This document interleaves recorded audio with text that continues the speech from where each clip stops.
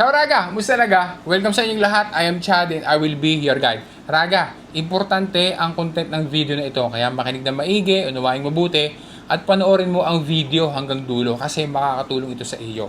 Aalamin natin sa video na ito kung ano ang obligasyon ng isang estranyero dito sa Italia na hindi parte ng European Union. Kundi, alam natin, kasama dyan ang mga Pinoys.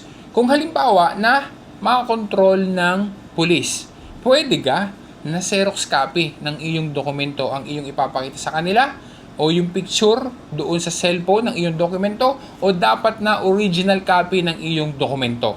Mayroon bang nalalabag sa batas? Mayroon bang sanksyon kapag hiningan ka ng mga pulis ng dokumento tapos ay wala kang dala or wala kang maipakita sa kanila? Alamin natin ang detalye Raga, doon po na sigla, partiamo.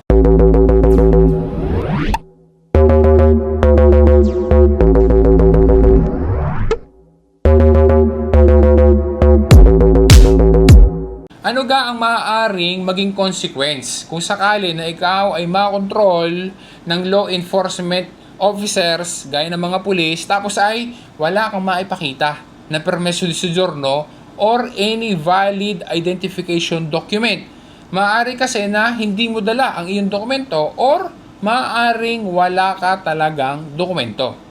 Ang pagbabasihan natin para sagutin ang mga tanong na iyan ay aring Dekreto Legislativo Numero 286 ng July 25, 1998. Base din sa Artikulo 6,3 ng Testo Unico sull'Immigrazione.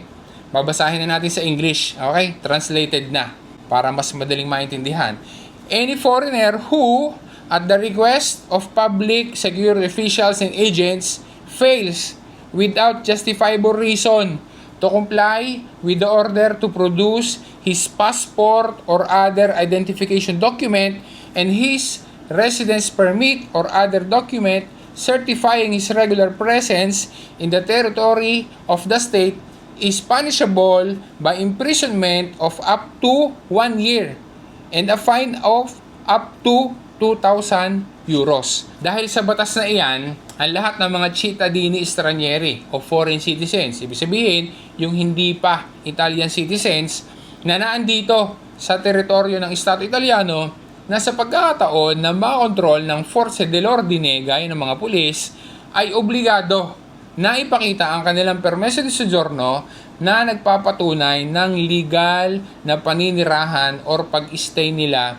dito sa Italia, maging ang isang dokumento na pagkikilanlan. Ulitin natin ha, obligado, meaning hindi optional, hindi suggestion lang, kundi obligation na ipakita ang permeso di soggiorno o isang valid identification document. Kaya ang isang estranyero na nakakalimutan niya o naiwan sa bahay at walang maipakita sa pulis na permeso di soggiorno sa oras na siya ay makontrol, maaaring harapin niya ang parusa o multa base sa binanggit at ipinakita natin kanina na Artikulo 6,3 ng Testo Unico sull'Immigrazione. Ulitin natin ang tanong, kung hindi mo dala ang iyong permeso di soggiorno at wala kang maipakita sa oras na makontrol ka, yan ba ay isang krimen ayon sa legge Italiana? Purtroppo, ang sagot ay oo. Ang basihan ay yung Artikulo 6,3 ng Testo Unico sull'Immigrazione. Ang hindi pagpapakita ng permeso di soggiorno o passport ay may kaakibat na criminal consequence. Ang isang estranyero na hindi magawa iyan at ang mga pulis ay mayroong sapat na dahilan para pagdudahan ang kanyang tunay na personal identity, maaari siyang isailalim sa photo, fingerprint at proper identification checks. So maaari na isasama doon sa istasyon ng pulis.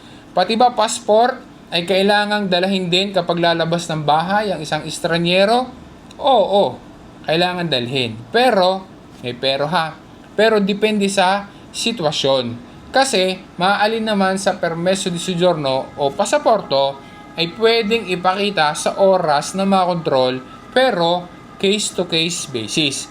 Kapag ang isang estranyero ay mayroong valid na permeso di soggiorno, meaning legal siyang nanirahan dito sa Italia, sapat na ang permeso di soggiorno, yun ang ipapakita niya. Pero kapag ka isang turista, syempre wala naman siyang permeso di soggiorno, passport ang dapat na dala niya at yun ang ipapakita sa pulis kapag ka na-control. Ulitin natin ha, kapag ka turista. Kasi titingnan doon ang kanyang tourist visa at i-check ang timbro sa passport kung kailan nakarating sa Italia kasi baka overstaying na. Kapag ka naman mayroong permit to stay na mula sa ibang bansa na member ng European Union, di ka merong mga ganyan kahit mga Pilipino na wala silang permeso di soggiorno sa Italia pero meron silang permit to stay na galing doon sa ibang bansa na member ng European Union. So dadalhin nila dapat yung permit to stay niya mula doon sa bansang nagkaloob noon. At the same time, ay kailangan na dala din yung kanyang passport. Make sure lang na valid pa ang nasabing permit to stay at hindi palampas ng 90 days na nag-i-stay dito sa Italia. Kasi meron lang yung time limit. Kapag ka naman naturalized Italian citizen ka na, example, ay ang mga Pinoys na naka-acquire ng Italian citizenship. Siyempre, nakokontrol pa din naman. Kahit na naging Italian citizen ka na, ganun pa rin naman ang kulay ng balat, diga?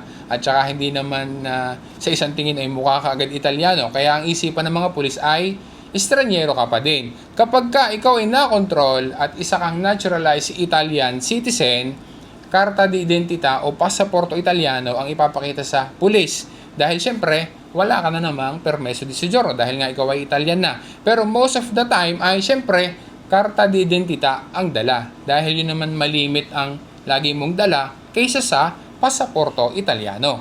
Mayroon ding amyenda o update doon sa Artikulo 6,3 na nabanggit natin kanina, yung pinakita kanina.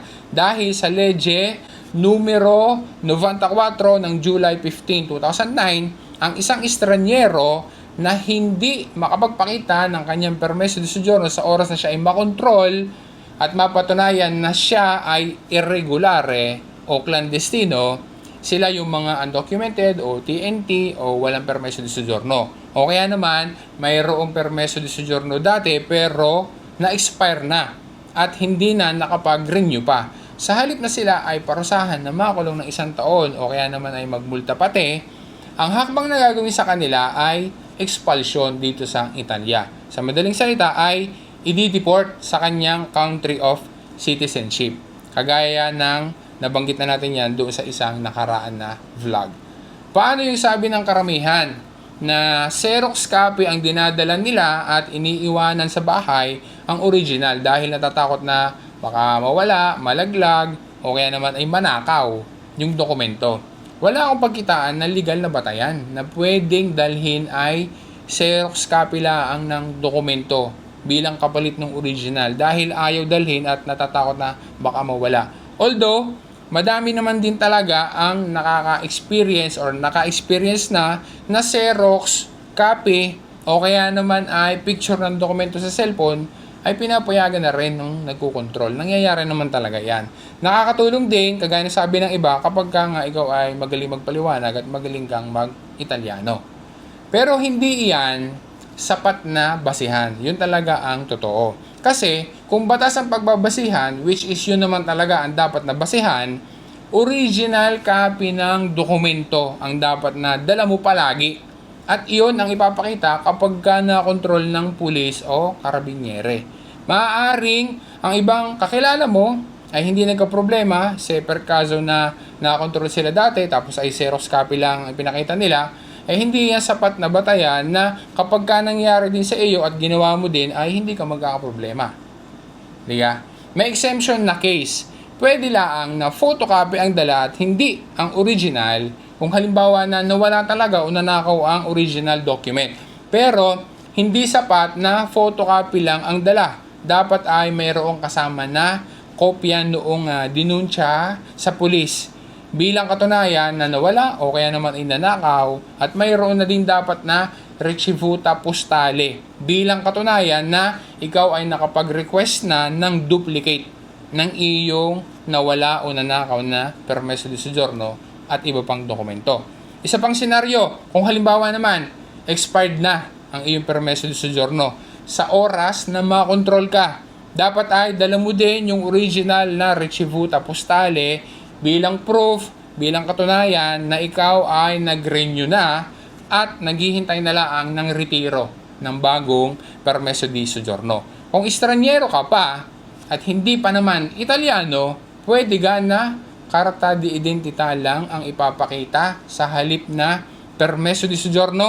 Ang karta di identità ay hindi pwede dahil sa maaring mayroong permeso di soggiorno ka pa ng panahon na ini-issue o nagkaroon ka ng karta di identità. Pero mayroong posibilidad na after ng ilang panahon ay nawalan ka na ng permeso di soggiorno or na-expire na ang iyong permeso di soggiorno at hindi mo na iyan na-renew o baka naman na-revoke ang permeso di soggiorno.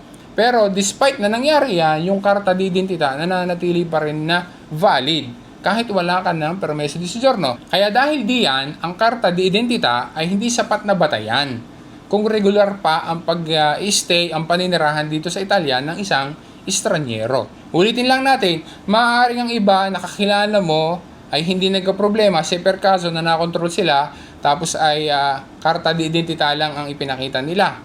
Ang tinutukoy natin ay yung hindi pa mga Italian citizen ha. Hindi yan sapat kasi na batayan na ikaw ay kapag ka nangyari rin sa iyo at ginaya mo ay hindi ka magkakaproblema. Okay? Kasi iba yung kwento nila sa maaaring maging kwento mo o maging experience mo. Additional reminder, importante rin ito. Kapag ang nagkontrol sa iyo ay nagpakilala na pulis o karabiniere na hindi naka-uniform or hindi naka-divisa. Ibig sabihin, naka-civilian lang or naka-plain clothes lang. Ang tawag dito sa Italia ay borghese. Kailangan na ang borghese muna ang magpapakilala ng maayos sa pamamagitan ng pagpapakita ng kanilang identification badge or tsapa. Isa mo pang titingnan para makilala mo sila na legit talaga na borghese, visible dapat sa kanilang petto o doon sa bandang dibdib ang kanilang badge or plaka metallica di riconoscimento. Ang legit na borghese, bago niya gawin yung isang official duty niya o yung pagkokontrol, kailangan na mag-a-identify muna siya, i-identify niya ang kanyang sarili bago siya humingi ng dokumento or may ipagawa doon sa kinokontrol niya. Si per kaso na hindi magpakilala ng maayos ang borghese, huwag kang susunod sa utos niya o ipinapagawa niya o hinihingi niya. Maaari kang tumanggi kasi borghese siya tapos hindi naman siya nagpapakilala ng maayos. Kung halimbawa din na mayroong pagdududa kung legit ba na borghese yon o baka naman ito ay scammer lang kasi nga yun ang naging experience ng iba. Bago ka sumunod sa utos niya o doon sa ipinapagawa niya, kung ikaw ay mayroong pagdududa kung siya ba ay legit talaga o hindi, pwede mong hingin sa kanya yung kanyang pangalan, grado o ranggo, at saka yung numero di matricula or serial number. Tapos ay tumawag sa 112 doon sa 112 para ma-verify mo sa Centrale Operativa kung legit ba talaga siya o hindi. Di solito ay dokumento lang ang hinihingi ng mga nagko-control para malaman nila kung legal ka ba sa Italia. Okay, yung paninirahan mo at pag-stay mo dito.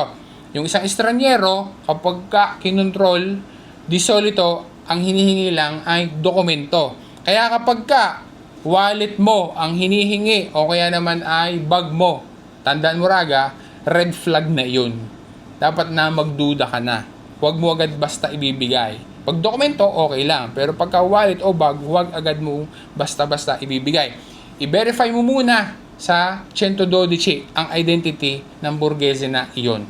Okay, pinag-usapan natin na yung borghese hindi naka-uniform. Pero pagka naka-uniform yan, naka-divisa at kita mo naman talaga na pulis or karabiniere, ay kailangan mo talaga sumunod dun sa hinihingi niya. Umaasa ako na naging malino sa iyo raga ang content ng vlog na are. Nasa sa iyo na ngayon. After na malaman mo, ma-explain natin kung Xerox pa din o original ang dadalhin mo. Okay? After na ma-discuss natin yung legal basis ng pagdadala ng permeso di soggiorno na original at saka ng identification document. Poy, alam mo na din, binigyan na kita ng tip kung ano ga ang dapat na gagawin kapag ka si per caso na ikaw ay makakontrol ng burgese. Yun Raga, maraming salamat sa panonood mo at sa pagtitiwala mo. Sana naging malinaw sa iyo at ma-share mo rin sa iba. Kasi importanteng info ito na kailangan ay malaman nating lahat dito sa Italia. Once again, this is Chad and always remember, Chad will guide. Grazie Raga! Alla prossima!